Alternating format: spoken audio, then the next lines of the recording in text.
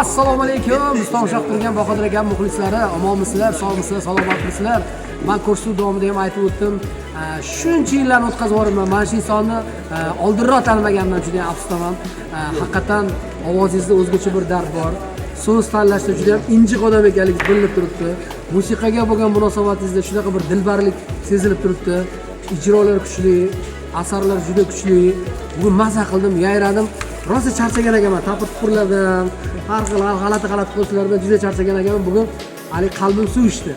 Haqiqatan maza qildim, yayradim, yashnadim. Iloyim umringiz sog' bo'lsin. Elimizni, xalqimizni baxtiga sog' bo'ling. Bundan ham yaxshi asarlar yarating. Charchamaylar, yaxshi ko'rsatuvlar qilishda xush ko'rib bersin. Sog' bo'linglar, xonadoninglarda tinchlik, xotirjamlik bo'lsin. Aytganingiz kelsin. Hamisha shunaqa tinch yurtda, safo-osoyistada yaxshi kunlarda ko'rishishni. Iloyim, bu hali boshlanishi, xudo xohlasa hamkorligimiz davom etadi. Bahodir aka sog' bo'ling, salomat bo'ling. Rahmat.